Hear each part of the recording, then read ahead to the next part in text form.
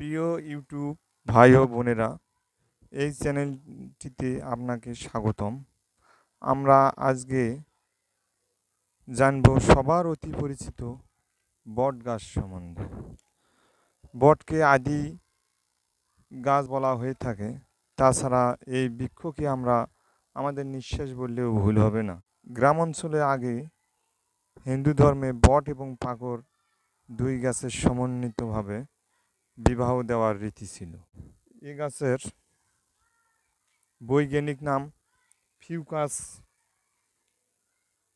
বেঙ্গলিসিস Ficus বা ডুমুর জাতীয় গোত্রের বট গাছের পাতা থেকে যে আঠা বাহির হয়, তা যদি সকালে 10 ফোঁটা মধুর সঙ্গে খাওয়া যায় তাহলে মেহরোগ ভালো হয়।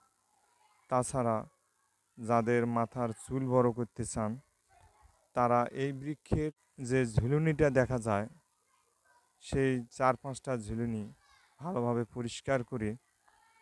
পরিষ্কার স্থানে থেতিয়ে মাথায় দিয়ে 8-10 মিনিট পর নদীতে বা পুকুরে গোসল করে 7 দিন ব্যবহারে আপনারা ভালো ফলাফল পাবেন।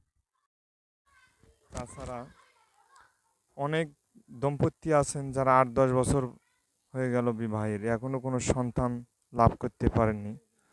তারা এই বৃক্ষের 7টি ফল, 10টি লবঙ্গ ও কিছু মরিয়ম ফুলের সমন্বয়ে মিশ্রণ করে বড়ি তৈরি করে প্রতি রাত্রে একটি করে খেলে উপকৃত হতে পারেন।